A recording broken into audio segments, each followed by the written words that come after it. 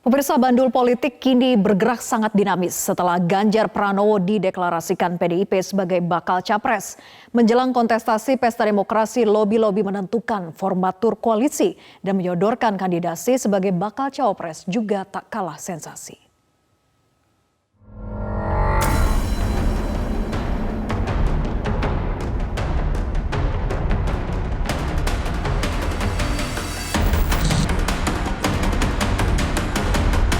Pasca pencapresan Ganjar Pranowo oleh PDI Perjuangan, peta koalisi partai menjelang pemilu 2024 berubah. Wacana pembentukan koalisi besar diramalkan tidak akan bertahan, menyusul deklarasi dukungan Partai Persatuan Pembangunan atau P3 yang selama ini bergabung dalam koalisi Indonesia Bersatu pada pencapresan Ganjar Pranowo Rabu pekan lalu. Ya, KIP ini kan dibentuk setahun lalu berdasarkan kesamaan platform dari kita dalam mencoba untuk mengatasi persoalan bangsa ini ke depan. Para ketua umum pada saat itu memutuskan untuk tidak menyebut dulu nama capres dan nama cawapres, karena pertemuan-pertemuan yang dilakukan intensif itu lebih kepada upaya untuk menyusun agenda-agenda bersama untuk kita selesaikan dengan capres dan cawapres yang nantinya akan kita usung. Tetapi kemudian Partai Golkar sendiri sudah menetapkan Pak Erlangga dan Pak Zul di dalam Rakornas PAN juga sudah menyebut nama Ganjar Erik. Sehingga memang ketika kita akan mengambil keputusan ini, itu juga didasarkan atas penyerapan aspirasi yang memang sudah berlangsung sejak bulan Oktober lalu di tubuh P3 melalui musyawarah kerja wilayah.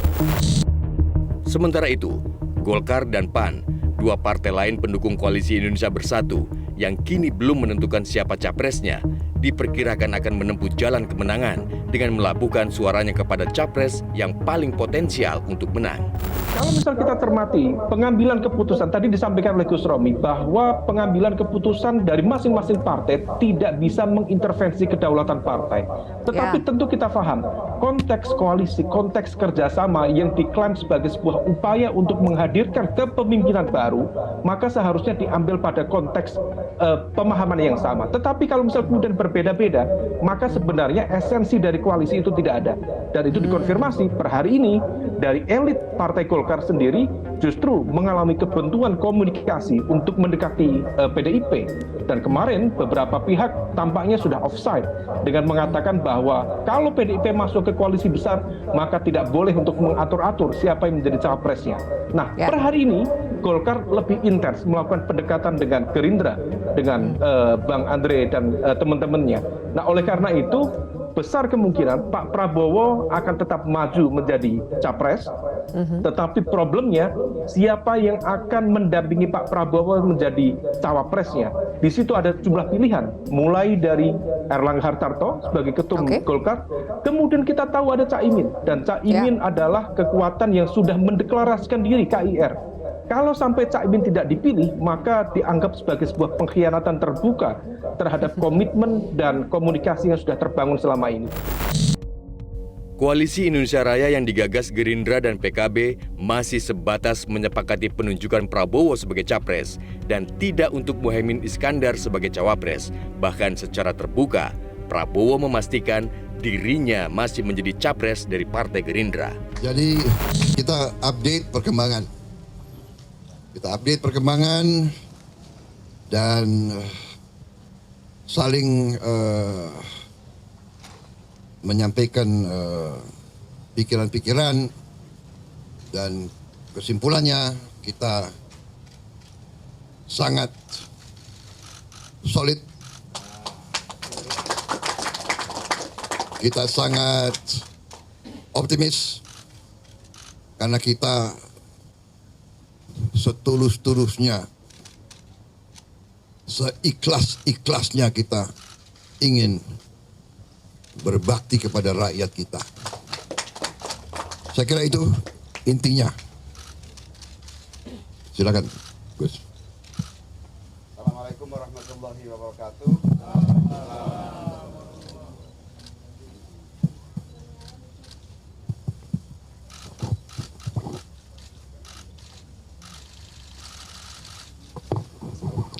Assalamualaikum warahmatullahi wabarakatuh. Selamat malam, salam sejahtera untuk kita semua. Om Swastiastu, Namo Buddhaya, salam kebajikan. Alhamdulillah malam hari ini kita bertemu dengan teman-teman semua media massa setelah saya bersama Pak Ketua Umum Gerindra, Pak Prabowo, beserta seluruh jajaran DPP Gerindra bertemu dan bersilaturahmi halal bihalal untuk saling memaafkan, saling merelakan berbagai kekurangan kami masing-masing selama bersama-sama dalam koalisi Kebangkitan Indonesia Raya. Alhamdulillah pertemuan diskusi berjalan amat lancar. Memang awalnya agak seret, agak alot. Karena diawali dengan siapa yang masuk surga, yang lebaran hari Jumat apa hari Sabtu. Alotnya di situ. Masing-masing merasa paling afdol masuk surga. Kesimpulannya sama-sama masuk surga, alhamdulillah.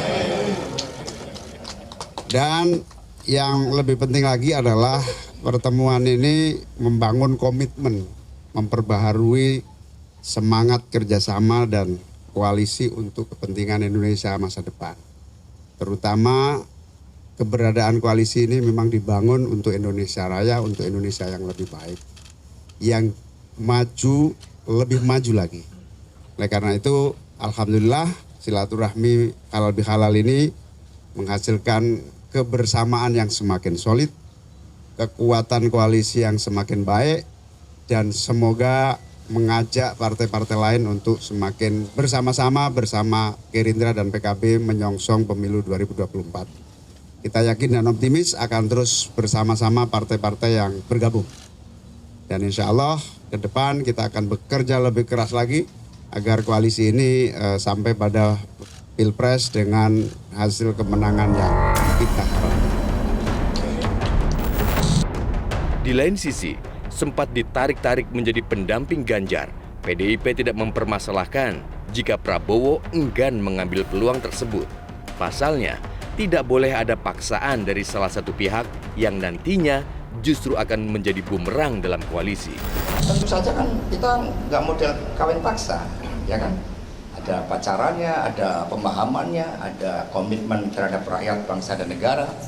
Apa yang kami lakukan adalah berdasarkan pernyataan dari Bapak Presiden Jokowi yang menyebut nama-nama dan secara dinamika politik yang memang sangat dinamis kami melakukan kajian terus-menerus.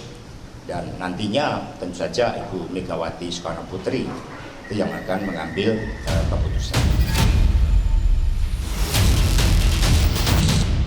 Nama Sandiaga Salahuddin Uno yang kini dirumorkan merapat ke P3 misalnya, disebut-sebut pantas disandingkan sebagai cawapres Ganjar.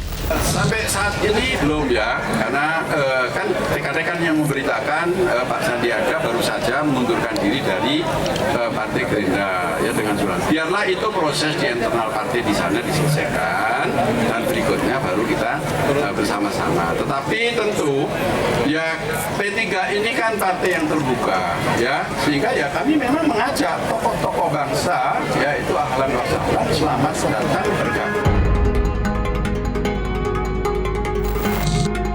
Selain Sandiaga Uno, sejumlah figur digadang-gadang layak menjadi kandidat calon wakil presiden 2024 mendatang. Para figur ini berasal dari kalangan politisi hingga profesional yang memiliki popularitas serta elektabilitas.